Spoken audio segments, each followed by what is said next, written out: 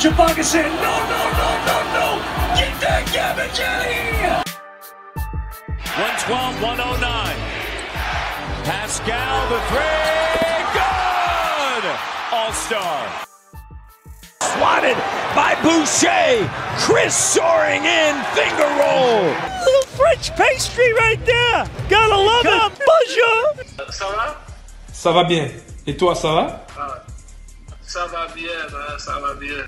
Bonjour à tous, Mike Laviole aux commandes de Dino Talk pour cette édition spéciale. Ça y est, les playoffs arrivent, ça commence ce week-end.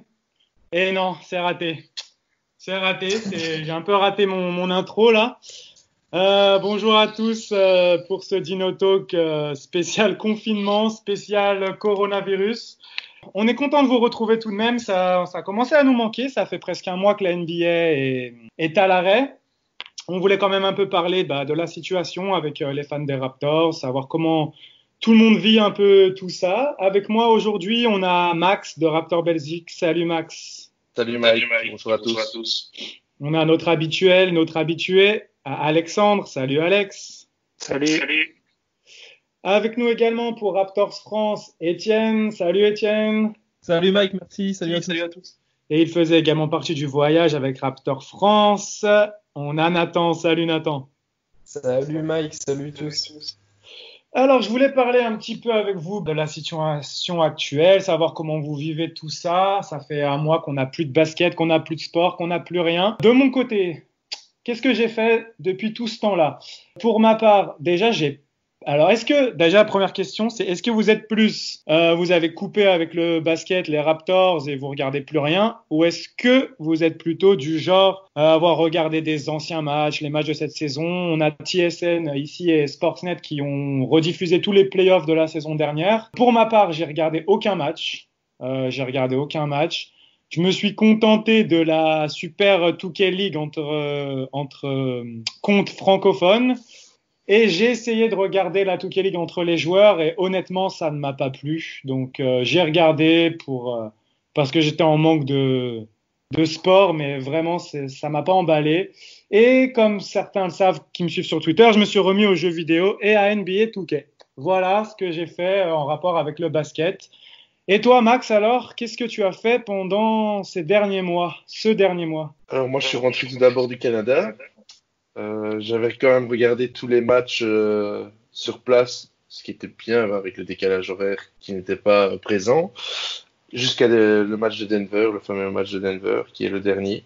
Et puis en rentrant, ça a été une bonne dizaine de jours sans basket puisqu'il n'y a plus rien eu.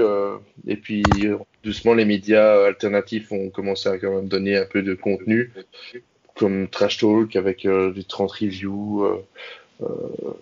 Moi, j'ai pas suivi. J'ai vu que Sportsnet et TSN avaient mis les matchs, mais bon, c'était de nouveau sur une heure ou deux du matin. On s'est dit bon, c'est le moment un peu de se reposer. S'il y a moyen de ne pas regarder des matchs qu'on connaît le résultat, moi, je trouve ça un peu. C'est difficile à voir des matchs en replay. Je trouve que quand tu connais le gagnant à la fin, c'est pas la même chose. Donc même un buzzer beater, le buzzer de Kawhi fera toujours un effet, mais il fera pas l'effet de surprise en tout cas. Donc voilà. Après j'ai tenté de représenter la Raptors, les fans des Raptors dans la 2K League, mais bon, je m'en sors avec un 4-10 qui était assez middle. Allez, avec un peu plus de chance et un peu. Si j'avais joué 2-3 semaines en plus au jeu avant de faire cette compétition, il y avait moyen d'accrocher les playoffs, mais bon, pas plus, quoi. Parce que le niveau était quand même relativement élevé pour les meilleurs. C'est à peu près tout. Très bien. Et toi, Alex, alors, qu'est-ce que tu as fait lié au basket pendant ce temps-là? Est-ce que tu fais des drills sur ton balcon comme les rookies montrent les vidéos? Qu'est-ce que tu fais? Oula, non, moi j'ai d'abord fui la capitale très vite. Dès que j'ai senti que j'allais me retrouver enfermé là-bas, j'ai fui. Après, en ce qui concerne le basket, comme tout est stoppé, j'ai tout stoppé aussi. À part, on se tient un petit peu au courant évidemment ce qui se passe, de ce que font les joueurs, des réflexions de la ligue pour une éventuelle reprise, huis clos ou pas, sous quel format, à quel endroit, on sait pas trop, donc on essaye de se tenir un peu au courant.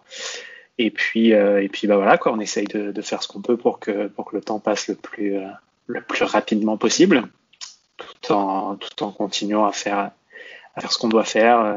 Pour ma part, continuer ma formation et tout ça, un peu de travail à distance. Et puis voilà, on prend son mal en patience et on espère que quand ça reprendra bien comme il faut. Très bien, merci. Et toi, Étienne, alors toi qui joues beaucoup au basket, qu'est-ce que tu fais de tes journées du coup en lien avec ce sport? Malheureusement pas grand chose. Effectivement, je joue régulièrement et pour être tout à fait honnête, ça me manque beaucoup. Donc voilà, j'essaye un petit peu. J'ai un ballon à la maison, j'ai un petit peu d'espace, donc j'essaye de m'entraîner et de bosser mon handle. Mais bon, je suis pas Kyrie. Et heureusement d'ailleurs. Et voilà. Sinon, d'un point de vue aussi basket, je me suis refait, pour être honnête, le game set contre les Sixers. Et voilà, c'est toujours le même plaisir de voir le buzzer de Kawhi à la fin. Donc voilà. Mais sinon, c'est un peu comme tout le monde. Hein, le confinement, c'est télétravail, quelques séries, quelques coups de téléphone aux amis et voilà. Très bien. On va finir avec Nathan. Nathan, est-ce que tu regardes des mixtapes de OG Anunoby tous les jours? Non, j'aimerais bien. Non, moi, basket, pas trop. J'ai été pas mal occupé par les cours en première partie. Après, voilà, là, maintenant, j'ai la chance d'être en vacances. Du coup, je profite un peu, je me remets un peu à jouer à 2K. Et là, sur la semaine qui arrive, je pensais me refaire tous les playoffs des Raptors de la saison passée. Du shoot de DJ Augustine jusqu'au sacre, jusqu'au trophée. Mais sinon, non, j'essaie de me tenir assez loin des annonces Twitter, parce que les annonces de la NBA me font plus de mal qu'autre chose. J'ai discuté avec deux trois comptes fans d'Anunoby. Ça m'a fait du bien, ça m'a fait plaisir, mais sinon, non, pas grand-chose en rapport avec le basket. Très bien. Abordons un petit sujet sur Serge Ibaka. Pour moi, c'est le MVP de cette NBA qui n'est plus là. Qu'est-ce que vous pensez un peu de ce qu'il fait sur le net? Donc, il a fait son Oh Bored Are You pendant 13 épisodes, je crois. Maintenant, il fait avec classe. Avec classe. Il y a eu le dernier épisode, oui, avec Gasol. Du coup, il l'avait tourné juste avant. Et maintenant, il fait How Talented Are You? Il y a des gens qui viennent lui montrer ses talents et il choisit.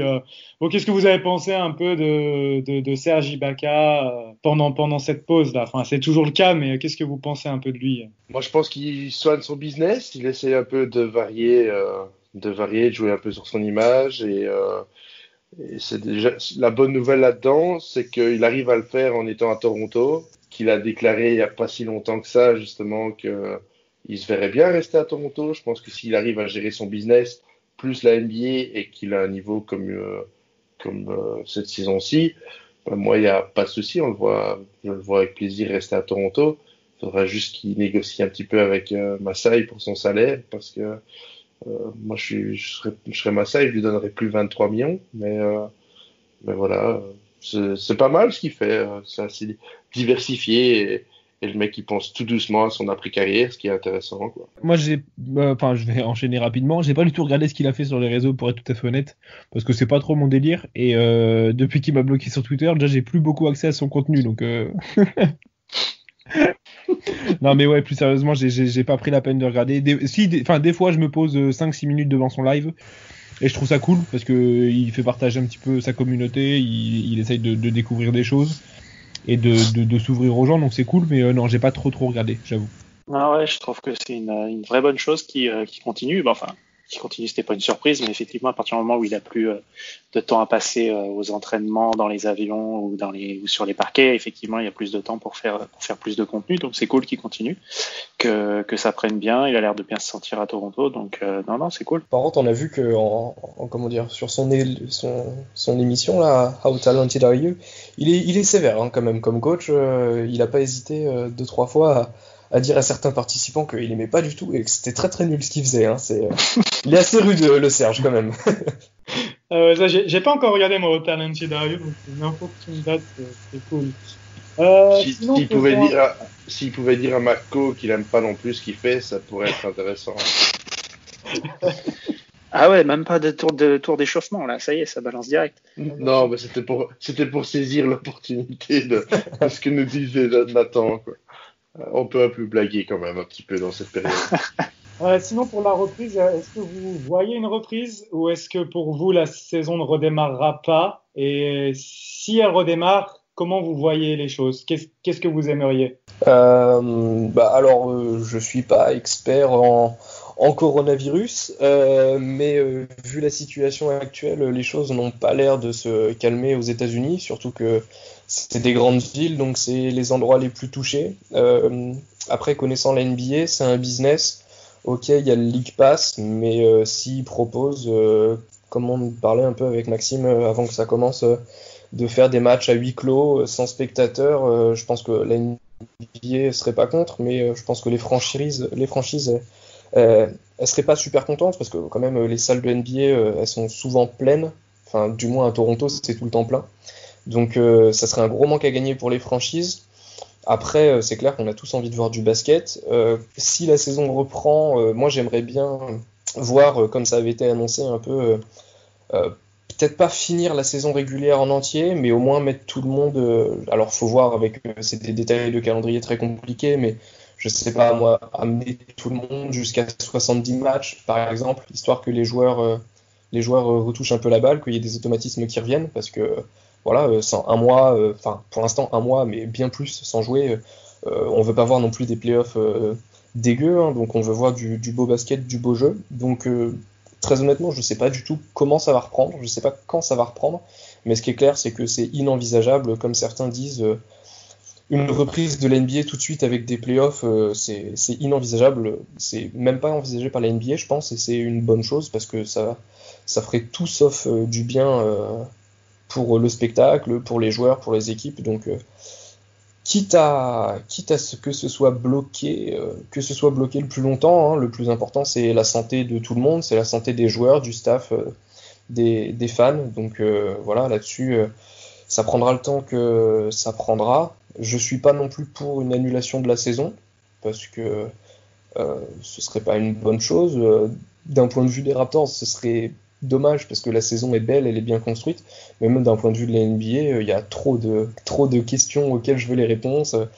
J'aimerais bien voir ce que donnent aussi d'autres équipes en play-off, notamment les Lakers, les Clippers. Voilà, c'est des équipes que j'ai envie de voir jouer cette saison avec ces effectifs-là, donc je ne sais pas. Je sais ce que je veux, c'est du basket. On veut tous du basket. Après, quand est-ce que ça reprendra, aucune idée, mais on le répétera jamais assez. Le plus important, c'est la santé de tout le monde. Donc voilà, on est dans l'attente. Ouais, le problème qui se pose aussi, c'est à partir de quand est-ce que ce sera possible d'envisager une reprise, parce que ça décale tout derrière.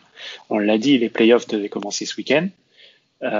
Si on ne commence pas aujourd'hui, a priori on n'est pas parti pour commencer dans une semaine non plus, donc ça veut dire que derrière il faut décaler la draft, il faut décaler la reprise de la saison suivante. On était en train de parler depuis plusieurs années d'essayer d'étaler la saison régulière pour éviter les blessures, etc. Là on est en train de prendre du retard, donc c'est que des choses qui doivent se négocier.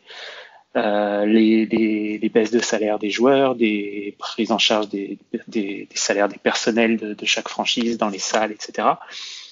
C'est un gros dilemme quand on sait en plus que la politique aux États-Unis est aussi une grosse usine à gaz.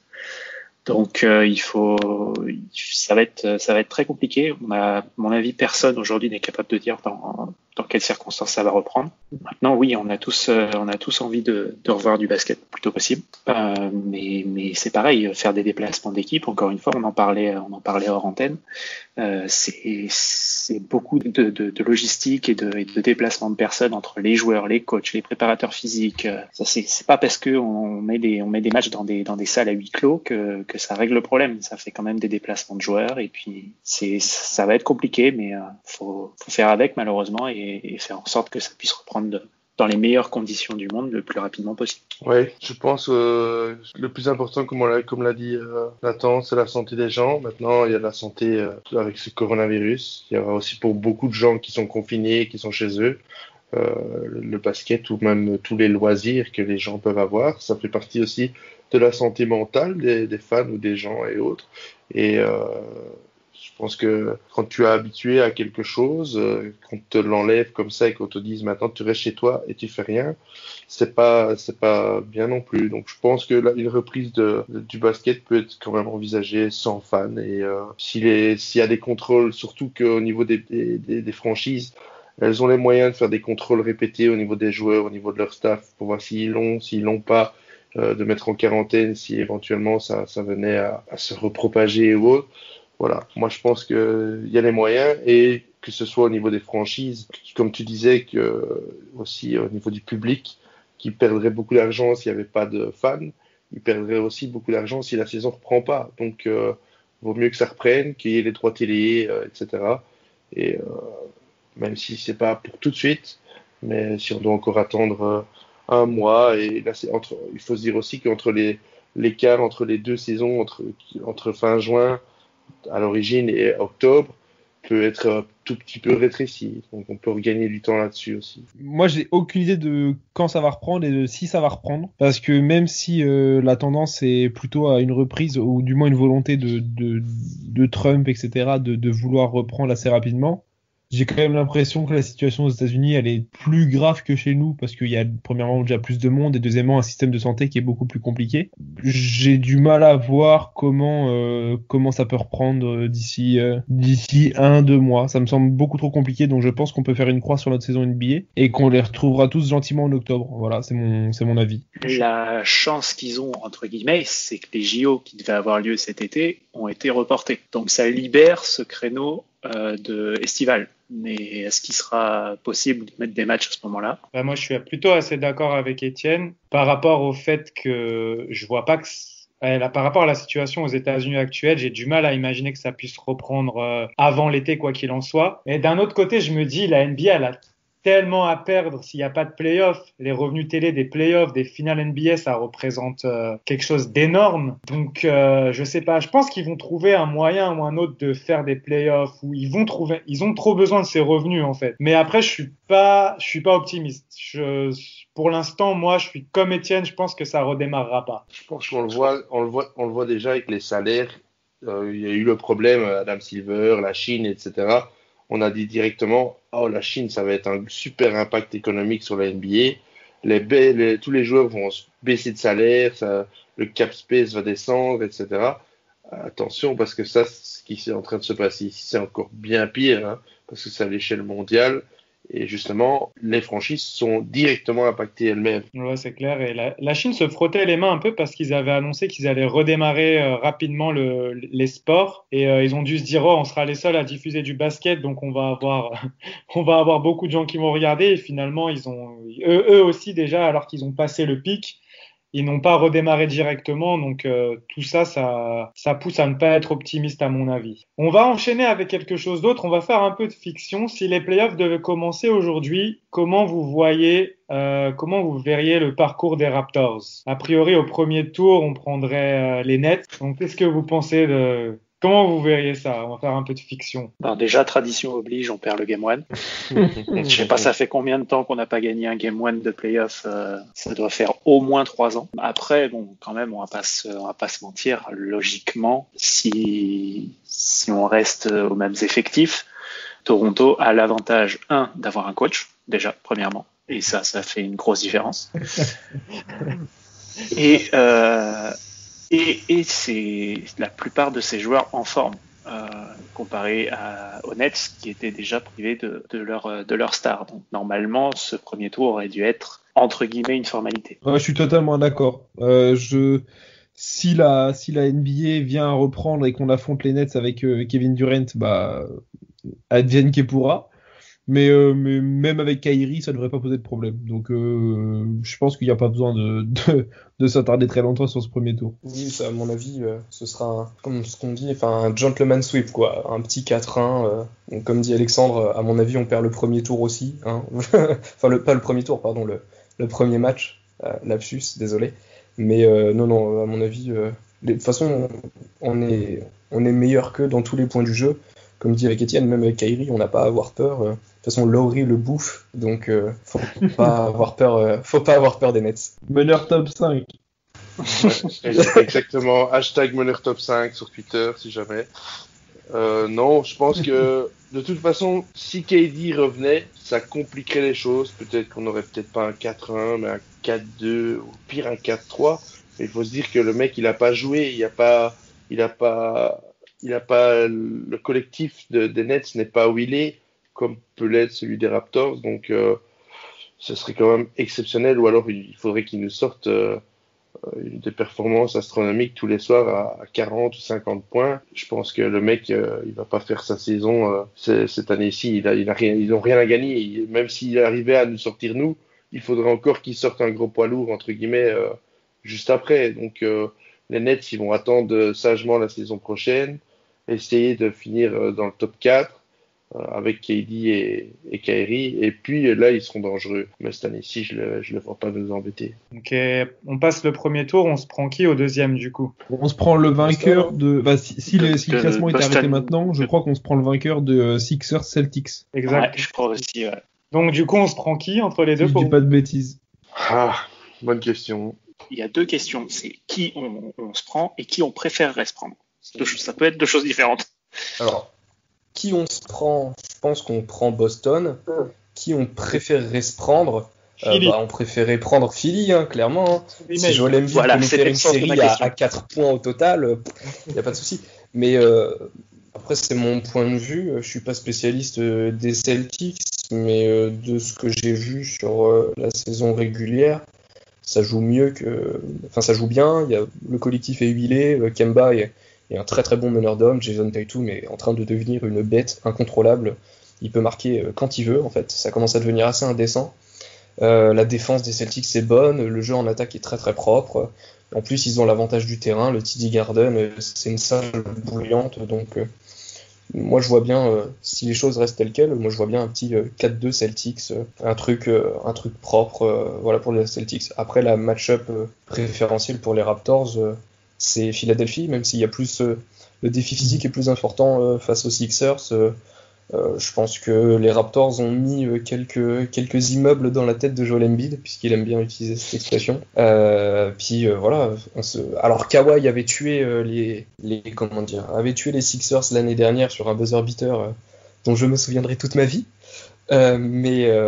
Mais non, avec un Gasol en forme, en plus en post-confinement, Serge Ibaka, s'il reste dans ce qu'il nous a proposé cette saison, on peut s'occuper du problème Embiid. Donc la match-up préférentielle, c'est les Sixers, mais celle qu'on va avoir, je pense, ce sera les Celtics si les choses restent telles quelles, puisque nous sommes dans de la fiction. Je rebondir sur ce que disait Nathan. Je suis absolument pas d'accord. Genre vraiment. Je pense que la match-up préférentielle, c'est clairement les Celtics parce que leur secteur intérieur est absolument nul et on a besoin je voulais d'un dire pareil. qui puisse se développer correctement. Alors que si notre meilleur marqueur, il doit scoltiner Horford et Embiid toute la série, je suis pas du tout confiant. Enfin, je suis même confiant sur le fait qu'on se fait sortir par les Sixers. Donc en fait, je pense qu'on va affronter les Celtics parce que les Celtics, enfin non, en fait, je suis même pas sûr parce que je pense que les Sixers ont vraiment les armes, au moins en playoff, d'embêter les Celtics. Des Celtics qui seront menés par leur meilleur joueur qui a 21 ans. Je ne sais, honnêtement, je ne sais pas qui on va affronter, mais sur la match-up préférentielle, perso, je préfère affronter les Celtics que les Sixers. Hein. Donc, tu es en train de nous dire que le point fort des Sixers, c'est en gros le même que le nôtre, mais en mieux. Ouais. Mais tu les vois avoir du mal à passer face aux Celtics? Non, je pense même qu'ils peuvent passer les Celtics. D'accord. Je sais vraiment pas mettre un vainqueur là-dessus parce que les Celtics auront l'avantage du terrain et ont des armes. Ça va être un truc indéniable. Ouais, clairement, les Sixers en plus les Celtics ont des armes que les Sixers n'ont pas. Mais je pense que Boston n'est pas capable de résister à Embiid, Horford suffisamment, enfin en forme. Et je pense également que Kemba ne pourra pas tenir toute une série face à Ben Simmons, au moins physiquement. Peut-être Marcus Smart, mais Marcus Smart sortira du banc, donc c'est un peu compliqué aussi. Après, cette année, Horford n'est pas non plus, si je ne m'abuse, le grand... n'a pas le niveau d'un Jimmy Butler de l'année passée. C'est vraiment difficile de savoir qui pourrait gagner ce match-up. Je crois que tu demandes aux représentants des Celtics et aux représentants des Sixers, ils vont te le dire chacun. Moi, je pense que qu'on va passer, mais sans manquer de respect au secteur intérieur, comme disait, des Celtics, jouer Enes Kanter, Daniel Theis et Vincent Poirier pour Gasol et Ibaka, ça devrait quand même être presque du gâteau quand même. Donc après, ça voudrait. C'est une match-up qui est intéressante parce que ce soit surtout pour Brett Brown, parce que s'il perd là, c'est terminé. Il prend ses valises et il s'en va. Lui, le process, il est cassé et il y a un risque de fin de franchise à Philadelphie puisque on sait que ça marche pas. Ben Simmons et Embiid ensemble, etc. Ceux qui ont énormément à perdre dans cette série-là, c'est Philadelphie en tout cas. Donc, je leur souhaite s'ils veulent que leur franchise soit encore bonne quelques années, de gagner au moins ce tour-là, quoi. Après, fin de franchise, je te trouve un peu sévère quand même, parce que même si ça se passe mal pour eux, ils perdent leur coach et probablement Ben Simmons ou Embiid. Mais même si tu en gardes un des deux et que tu l'entoures correctement, tu restes une équipe solide, surtout à l'Est. Oui, là est toute la subtilité de ta phrase, c'est qu'il faut l'entourer correctement derrière. Ouais, parce que là, c'est ça la difficulté actuelle de s'entendre entre les deux. Autant Ben Simmons, il a un niveau physique et une pénétration énorme, autant son shoot à 3 points, il faut vraiment qu'il travaille dessus. Ouais, et là, je lui souhaite là, pendant ce confinement, que son garage soit suffisamment grand pour s'entraîner à 3 points, franchement. C'est au moins ça. Non, t'inquiète pas pour lui, je pense qu'il a un beau garage. La taille de la maison, ouais, je m'inquiète pas. Pour revenir à ce premier tour, est-ce qu'on n'oublie pas un peu trop rapidement que les Sixers, ils étaient pas bons cette année, hein. Oui, merci Mike. Merci.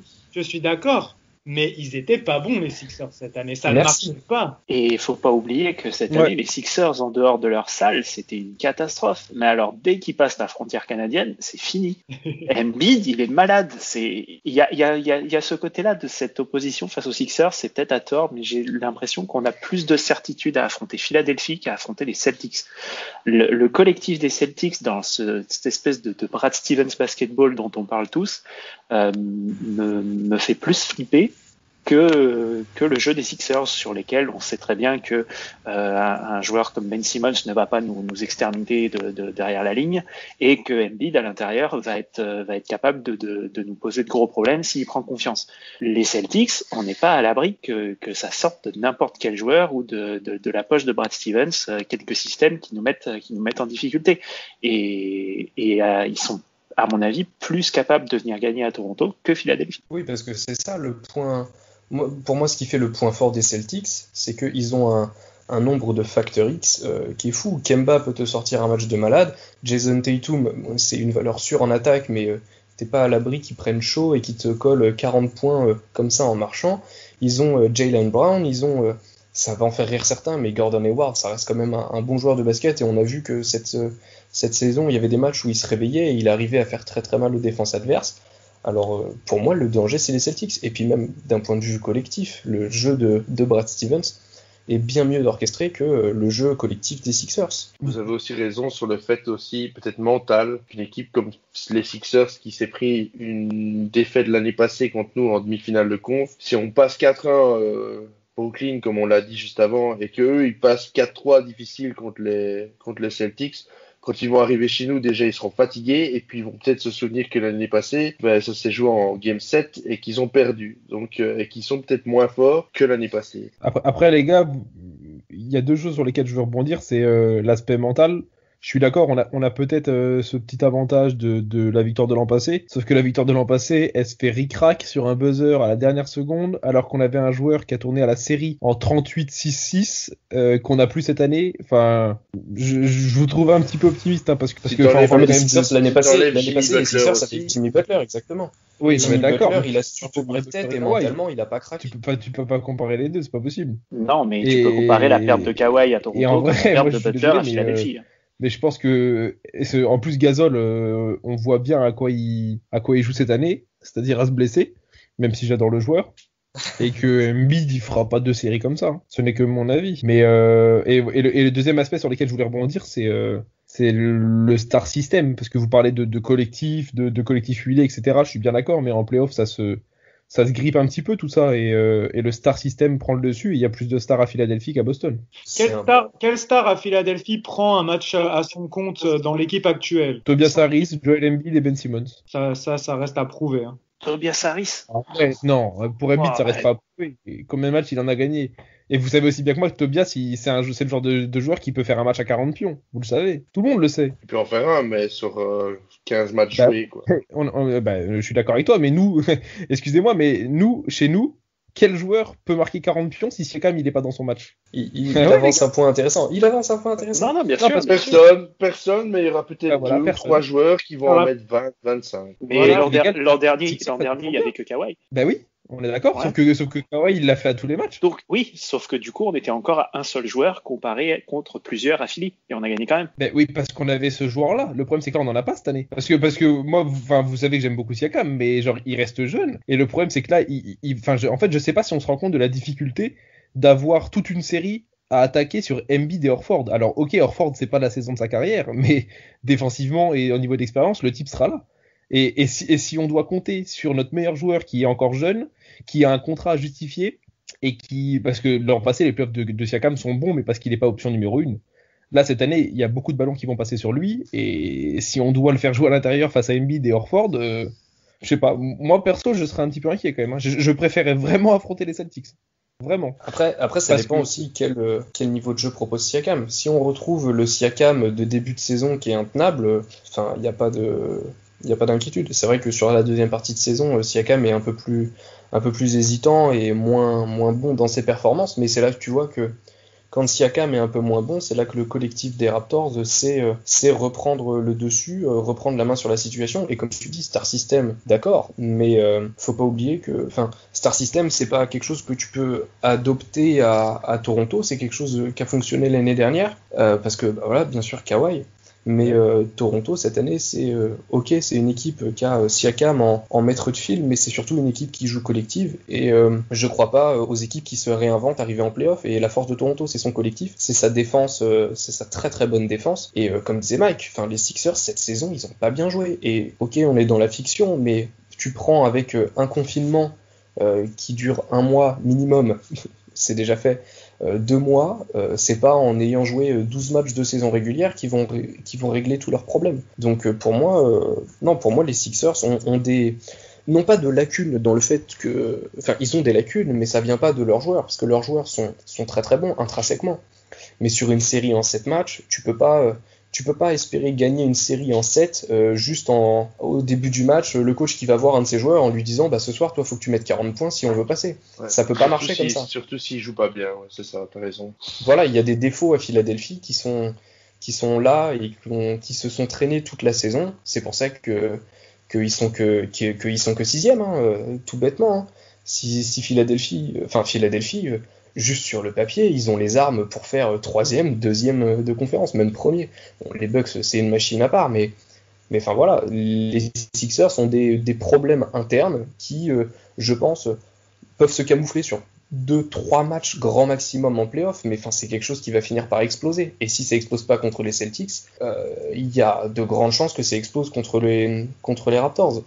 Voilà, faut pas sous-estimer le niveau de Toronto non plus. Hein. On n'a pas le même nombre de stars, mais on reste quand même une équipe, on est la 2e meilleure défense de la ligue. Hein. Ouais, mais je suis d'accord avec toi, mais le problème c'est que si les défenseurs serrent, on n'a peut-être pas les capacités offensives à répondre à ça. C'est juste ça qui m'inquiète. On a déjà la 2e meilleure défense de la ligue, on peut aussi resserrer notre défense. Donc moi je pense que la clé de Toronto dans ces playoffs, si on a du mal à avoir un joueur qui met 40 points, c'est d'essayer d'avoir une bonne défense qui empêche les joueurs adverses d'en mettre 40. Trust Nick Nurse, et puis au Game 1 contre les Sixers, Matt Thomas nous fait un 6 sur 6 à 3 points.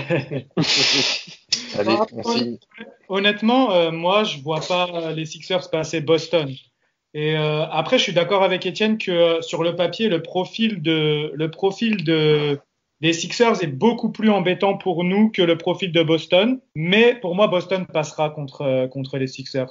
J'y crois pas aux Sixers, une équipe qui galère. Bon, malgré tout, la conférence Est, elle est ce qu'elle est. Donc forcément, ils sont 6e parce que ils vont jouer contre des Atlanta et compagnie, ils vont les battre. Après, je connais pas leurs résultats face au top team de l'Est. Je crois qu'ils se sont bien débrouillés contre Boston en saison régulière, il me semble. Ce qu'il y a, Je c'est crois qu'ils qu'ils ont ont été une imprenables à défaite. domicile. Ils ont une défaite où ils ont même pas perdu de match chez eux, comme dit Alexandre. Oui, c'est ça, ils sont forts à domicile. Mais dès qu'ils Ils sortent, ont été imprenables à domicile. Donc, déjà, rien que ça, au Et niveau voilà. du bilan. Et s'ils sont imprenables chez eux et qu'ils vont en prendre un au TD Garden, bah. Oui, enfin, fallait le prendre au TD Garden. Ouais, enfin, ça, tout le monde peut y aller. Hein. nous, on l'a On l'a fait fait. Les après Sixers, sans On titulaire. l'a fait avec une équipe Z, nous. Hein. On l'a fait avec Patrick McCaw, alors. Et Qui McCall avait fait un Miller. super match. Il avait fait un gros match, ouais. Il avait fait un super match. Exactement. Bon, est-ce qu'on imagine qu'on arrive en finale de conf face aux Bucks ou on s'arrête là? Ah oui, Non. on peut rêver, c'est de la fiction. On peut rêver. Mais perso, moi je pense qu'on n'y arrive pas. Oui, je connais la réponse d'Étienne déjà. On va demander à Étienne, justement, qui est très pessimiste, quand il pense que le confinement va se terminer. Il va nous donner une réponse. Oh, ben, Moi, les gars, c'est pas que je suis pessimiste, c'est que je pars des forces des deux équipes. à la régulière, il y avait eu 3-1 pour Philly contre Boston. Ok. Après, si je peux Eh ouais, faire, secteur intérieur, Mike. Hein. si je peux faire remarquer quelque chose, c'est qu'aujourd'hui, à l'heure actuelle, avec la saison arrêtée, Philadelphie a exactement le même bilan qu'Indiana, donc ça se joue juste en fonction de leurs oppositions. Donc on peut s'imaginer, avec une reprise de la saison, que Philadelphie passe 5e et vienne se casser les dents contre Miami. Et si jamais Indiana tombe 6e et joue Boston, moi je vois Boston passer tous les jours par contre. Oui, clairement. Voilà, il a réglé le problème. Pour ça, il faut encore qu'il y ait des matchs de saison régulière et qu'on ne commence pas directement en play-off. Oh, ça semble impensable de toute façon. Au passage, Adam Silver vient d'annoncer qu'ils n'étaient pas prêts de donner une réponse ni sur comment ça allait reprendre, ni quand ça allait reprendre. Super. Comme ça, on n'est pas dans la merde. Merci Adam, merci. Merci pour cet éclairage. Bon, ok, on va s'arrêter là. On va passer maintenant on va devoir parler un peu de l'intersaison. Du coup, parce qu'on a Du coup, Mike, ouais. tu n'évoques même pas la potentielle finale de conf contre les Bucks? Ah, on va pas en parler parce qu'on va trop en fiction. Ça va être encore un débat entre les pessimistes et les optimistes. Mais Donc, quel Ouais, il n'y a débat. pas de débat, il y a pas de débat. Quel Non, débat. normalement, Puis de il y a toute pas de façon, débat. dans mon bracket, les Bucks se sont fait sortir par le génie de coach Spoelstra et par Jimmy Butler. Voilà, J'ai cru qu'il allait m'annoncer par la bande à Mickey, moi. c'est ça. C'est ça ton problème, Mike, aussi. Non, le problème des Bucks, c'est que leur coach n'est pas bon pour s'adapter à une équipe adverse qui a un coach génial. Et qu'en saison régulière, ils peuvent bien faire les malins. Moi, tant que Budenholzer m'aura pas prouvé qu'il est capable de s'adapter à un bon coach en face, je ne croirais pas aux Bucks. C'est tout. Est-ce que Bam Adebayo ne serait pas une bonne solution pour contrer Giannis? En plus, ils ont toutes les armes Miami. C'est la seule équipe qu'on a vue cette saison vraiment handicaper les Bucks. Hein. C'est la seule équipe qui cette saison a mis très, très à mal l'attaque des Bucks. Hein. Là, on parle du point faible des Bucks, ce serait pareil que Budenholzer. C'est quand même un point faible que beaucoup de franchises aimeraient avoir. C'est vrai, c'est vrai. Vous avez parlé de Bam ou d'armes pour défendre sur Yanis, mais des mecs dans la ligue capables de défendre Yanis, il y en a deux, quoi. Donc, il y en a un qui est blessé en ce moment. C'est une petite devinette, on doit trouver. Non, c'est KD. Ah, non, je pensais que c'était évident. C'est KD quand il est en forme et Kawhi, c'est tout. Et je pense même que Kawhi est un peu petit pour défendre correctement Yanis cette année. Mais j'aimerais bien voir un Demarcus Cousins vénère aussi défendre sur ou un Anthony Davis. Ouais, mais c'est pas assez mobile. Je pense. Hein. Anthony Davis Ouais. quand même. Hein. C'est capable de lui rentrer dans la tête quand même, hein, Cousins. Ah, dans la tête, d'accord, mais les gars, je sais pas. Enfin, Yanis, faut se rendre compte, hein, c'est un marsupial. Le type, il court le 100 mètres en. Ah ben en, oui, non mais. en 12 secondes, il fait 4 mètres. Anthony Davis et Demarcus Cousins, ça reste des mecs assez lourds. Dans un an, on pourra en reparler peut-être positivement de Giannis. En attendant, on va pas trop en parler. C'est une parfaite transition, Maxime, pour parler de l'intersaison qui va arriver. Peut-être plus vite que prévu s'il n'y a pas de reprise de la saison NBA. On a beaucoup de joueurs qui sont en fin de contrat, Ben Vliet, Ibaka, Marc Gasol pour ne citer que. Quel est un peu votre point de vue là-dessus? Qui vous voulez garder? Comment gérer tout ça? On en a déjà un peu parlé sur les réseaux sociaux, mais je voulais le faire de manière officielle dans Dino Talk. Quel choix feriez-vous à la place de Masai? Moi, je garderais en priorité Ibaka. Pour moi, c'est la priorité. Le mec se sent bien à Toronto. Il a jamais statistiquement fait une saison comme celle-ci. Donc, il est au top de sa forme, peut-être comme jamais. Donc pour moi c'est la priorité, surtout que on a potentiellement Chris Boucher qui peut assurer comme bon backup. J'ai rien contre Marc Gasol, j'aime vraiment bien Marc Gasol, j'achèterai sans doute même un jour un jersey de Marc Gasol. Mais Marc Gasol cette année, si je dis pas de bêtises, je crois qu'il n'a même pas joué la moitié de nos matchs, vu les blessures en fait qu'il a eu. Donc Marc Gasol, est-ce que c'est une solution pour l'avenir? Ça dépend simplement de lui en fait. Ça dépend de s'il est prêt à accepter un contrat de fin de carrière comme son frère l'a fait à 5-6 millions de dollars, ou si le mec il va encore faire 2-3 piges et signer dans une franchise de fond du panier pour 15-16 millions. Voilà, ça dépendra de lui. Moi, en tout cas, je serais Toronto, priorité Ibaka, et par Gasol, grand, c'est toi qui a les cartes en main, si tu acceptes ce qu'on te donne ou ce qu'on ne te donne pas. Concernant Fred VanVleet, c'est un choix d'avenir qui est très intéressant, mais de nouveau, il faudra voir si Fred VanVleet n'est pas trop gourmand, parce que des franchises qui veulent se reconstruire, comme des Charlotte, comme des Magic, des choses comme ça, pourraient lui proposer des gros contrats, parce que Fred VanVleet a prouvé à l'heure d'aujourd'hui qu'il pouvait avoir un bon niveau. Et je pense pas que Toronto est prêt justement à mettre 25 millions sur Fred VanVleet. Donc ce sera à lui aussi de décider si il accepte une offre entre 15 et 20 millions, je pense, de la part de Toronto, ou s'il veut aller chercher un tout gros contrat dans une plus petite franchise qui est prête à lui donner. Sinon, pour moi, si au-delà de 17-18 millions, moi je ne donne pas plus à Fred VanVleet et je change d'arme et je me concentre vers Norman Powell qui cette année a tout à fait prouvé pouvait se battre pour le poste de titulaire avec justement Fred. Voilà. Et puis ça fait du cap et si y en a qui s'en vont parce qu'ils ne sont pas d'accord de prendre les sommes qu'on leur donne. Même si dans le meilleur des mondes, ce serait de prolonger les trois, mais il faut que les trois acceptent des concessions financières, même si Fred VanVleet, en prenant 17 millions, ce serait le double de ce qu'il a maintenant, et Ibaka, en prenant 17-18 millions aussi, ce serait pas un gros sacrifice. Voilà, c'est mon point de vue. Quelqu'un pour enchaîner, il a été très complet, Max. Non, je suis assez d'accord. Enfin, je suis même totalement d'accord. Je pense que la priorité de l'équipe sera, je pense, VanVleet, mais j'aimerais qu'elle soit Ibaka. Parce que la free agency de cet été est vraiment moyenne, pour pas dire mauvaise. Donc, il y aura évidemment des joueurs moyens surpayés.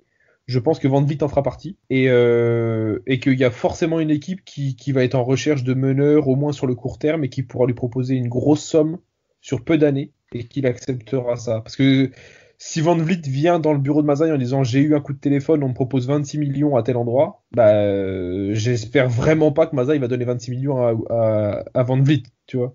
Bon, après, je pense qu'il le fera. Mais du coup, ouais, je pense qu'on va perdre VanVleet. Je le pense sincèrement. Et ça me dérange pas spécialement. Mais ouais, priorité Ibaka. J'aimerais beaucoup qu'on signe Ibaka. Gasol, je pense qu'il a compris que c'était un petit peu la fin. Et après, ça va dépendre de ce qu'il a envie. Peut-être qu'il a envie de retourner à Memphis pour finir sa carrière. Peut-être qu'il apprécie Toronto et qu'il a envie d'apporter son expérience et sa défense dans une équipe qui joue le haut niveau. Je ne sais pas ce qu'il voudra et ce qu'il acceptera. Mais ouais, Ibaka, j'aimerais vraiment bien le signer et ça me dérangerait pas de monter à 16-17 pour Ibaka, vu les performances de cette année. Voilà. C'est des joueurs qui sont pas du tout sur la même dynamique. C'est vrai que Ibaka et Gasol sont plus sur une fin de carrière que Fred VanVleet, on va pas se le cacher. Donc le discours que peut avoir Toronto avec les deux pivots, c'est écoutez les gars, vous avez la possibilité de rester pas pour un gros contrat. Par contre, l'idée, c'est clairement d'aller en playoff 1 tous les ans, minimum, avec de viser les 4 premières places et de passer des tours de playoff, vous savez où vous allez et vous avez la certitude d'avoir des équipes compétitives tous les ans. Le discours qu'il faudra amener à Van Vliet, c'est de lui dire, écoute, c'est peut-être un peu tôt pour qu'on te mette un gros contrat. On a encore Laurie qui est encore là sur 1 an, on ne sait pas trop ce que ça donnera l'année prochaine. Faut placer ses billes, et c'est sûr que surpayer Van Vliet, c'est pas une bonne idée. Clairement, moi, ça m'emmerderait de le perdre, parce que c'est un joueur qu'à mon avis, on ne peut pas se permettre de laisser filer. Il nous fait juste trop de bien, là, depuis ces derniers mois. Ce serait pour moi une très grosse perte. Tout comme Ibaka, d'ailleurs. Mais Van Vliet, ce qu'il y a, c'est qu'il est vraiment il est on the rise, comme on dit, quoi. C'est une courbe ascendante depuis plusieurs mois. Malgré ses quelques blessures cette année, à chaque fois, il a relativement répondu présent en début d'année, mis titulaire par Nick Nurse. Il est vraiment très apprécié et à Toronto et par Masai et tout ça. C'est un projet à long terme. Donc, pour moi, ce serait dommage de le perdre, mais c'est sûr qu'il est hors de question de le payer plus de 18 millions. Grand maximum. Après, je suis globalement d'accord avec ce que vous êtes en train de dire. Moi, je voudrais juste ajouter le fait que ça peut être à double tranchant. Faut pas oublier que Fred VanVleet, c'est un mec qui à la base est non drafté, et c'est vraiment Toronto et Masai qui lui a fait confiance, et Nick Nurse qui lui a fait confiance.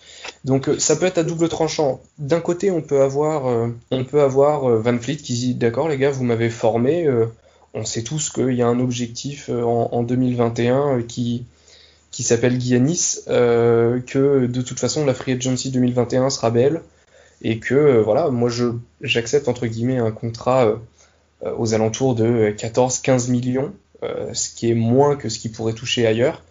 Voilà, moi dans l'idéal, Fred VanVleet c'est 15 millions, pas plus, pas moins, parce qu'il faut quand même avouer que le joueur a de grandes qualités et qu'il progresse année après année.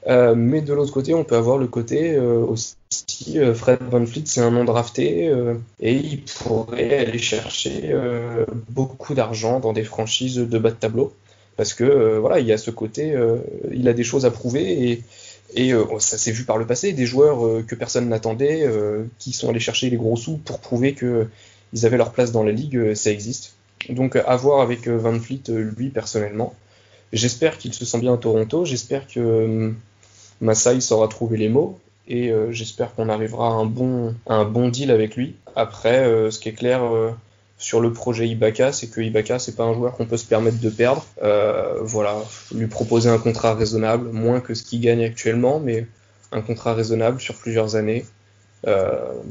Voilà. Je voudrais aussi revenir sur d'autres joueurs un peu moindres dont on parle pas souvent. Arrive aussi en fin de contrat Rondae. Alors Rondae, c'est pas une pièce essentielle. À voir, on pourrait se permettre de le perdre, même si c'est un bon soldat. Il a fait de belles choses, surtout sur cette fin de saison. Il a proposé de très belles choses. Mais après, c'est clairement un joueur qui se remplace. Mais voir s'il se sent bien à Toronto, quelle somme il veut, pourquoi pas le garder. Arrive aussi en fin de contrat Malcolm Miller. Bon, il a pas joué. S'il part, c'est pas grave. Et Chris Boucher.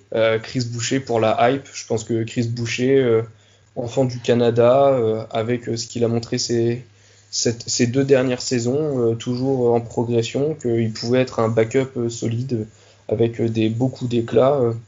Une petite augmentation de salaire, mais je pense que lui, il est bien parti pour rester, parce qu'il est apprécié de tous les fans. Enfant du Canada, enfant de la franchise, pareil, c'est les Raptors qui lui ont permis d'être le joueur qu'il est aujourd'hui, donc je vois pas de divorce avec Boucher.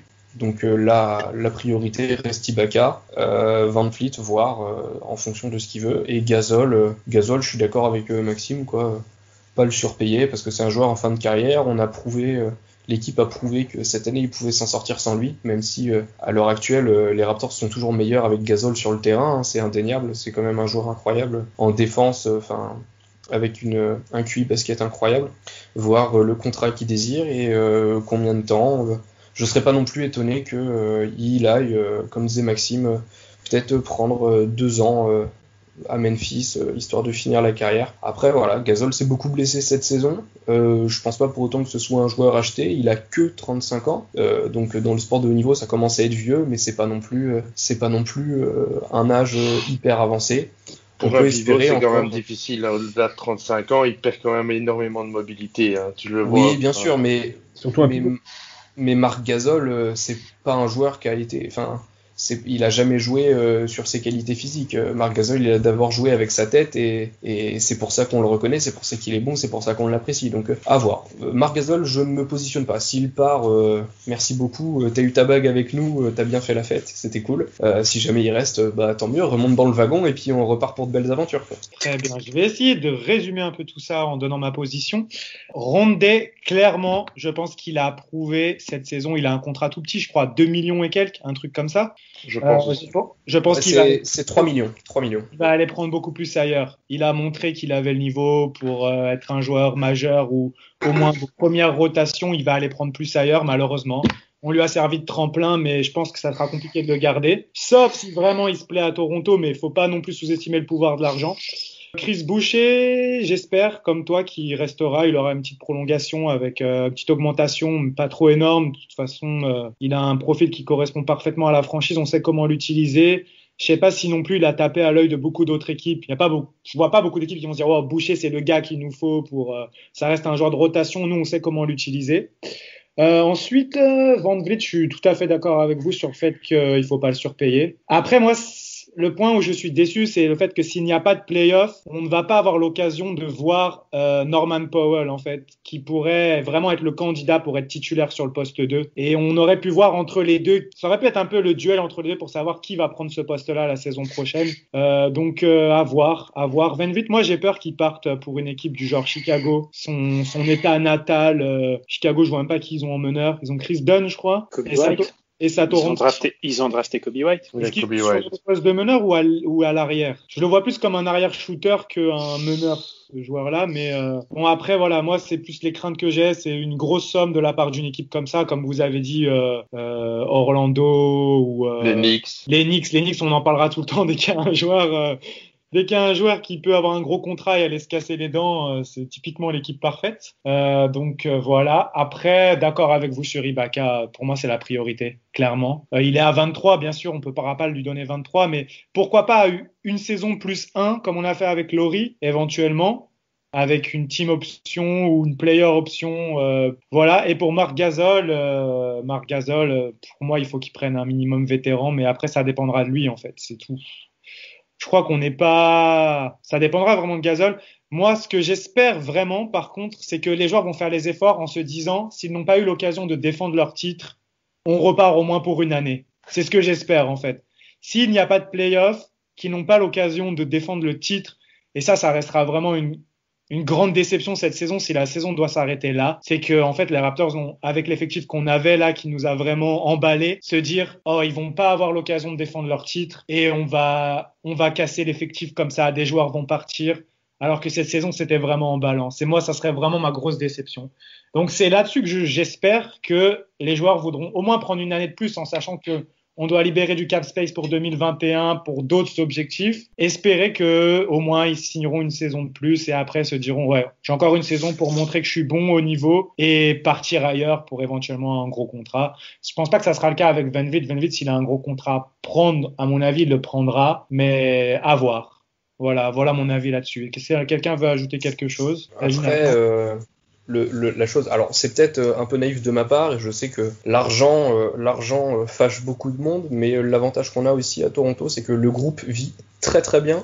Ils ont vécu quelque chose d'extrêmement fort en gagnant un titre l'année passée. Le groupe a quasiment pas changé depuis, avec quelques ajouts comme Rondé par exemple, mais le groupe sinon n'a pas changé. Le groupe a l'air de très très bien vivre, chez les cadres comme chez les joueurs de bout de rotation. Ils ont l'air de tous bien se plaire là. Alors, c'est peut-être naïf de ma part, parce qu'on sait tous que l'argent, surtout en NBA, ça peut fâcher du monde et ça peut pousser à bouger.